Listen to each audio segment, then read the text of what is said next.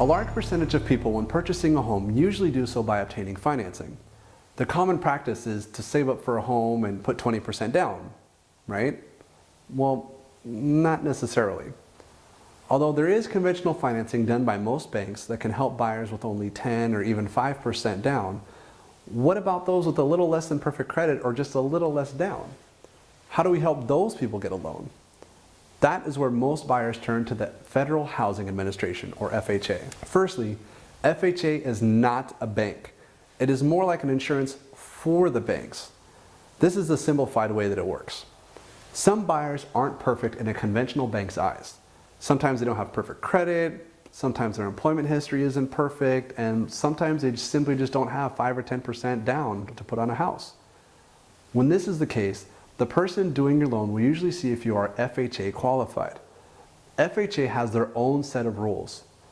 What FHA does is they take a more detailed look at your finances. What is the reason your credit isn't perfect, and by how much?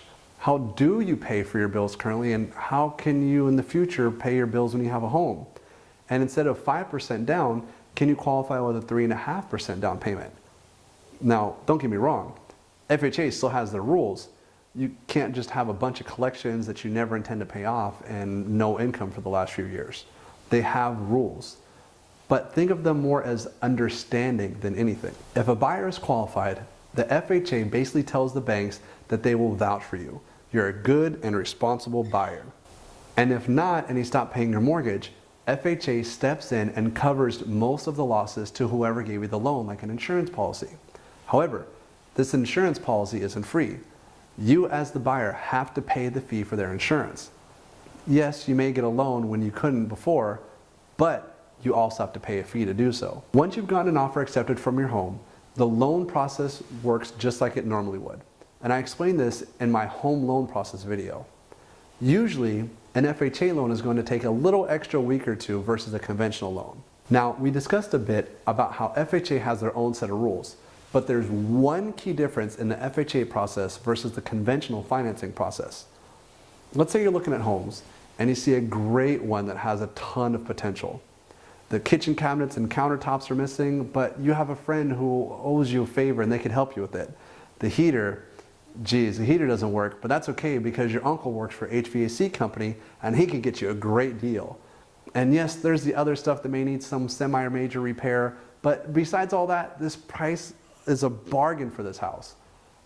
Now, depending on the severity of some of those items, you may still be able to get conventional financing. However, FHA also has a rule about protecting buyers. The basic concept behind the rule is that whatever home you buy, it has to be basically move-in ready. Working heater, working kitchen, and appliances like a refrigerator and a stove, and at least one fully functioning bathroom. There basically can't be any major problems such as a missing heater or a giant crack from a foundation issue. FHA presumes that most buyers aren't in the home building business, that buyers may be taxi drivers or salespeople or teachers. Knowing how to fix a home just isn't in your background. They don't care if the home is a good deal. They want to make sure that you don't get in over your head with repairs. After all, if you stop paying the mortgage, they have to foot the bill to the banks. FHA's main goal is to help borderline buyers be eligible to buy a house. And in the process, they want to make sure they don't get in over their heads or get taken advantage of. As to whether or not it's a better loan for you as a buyer, that's something you're going to have to discuss with your lender.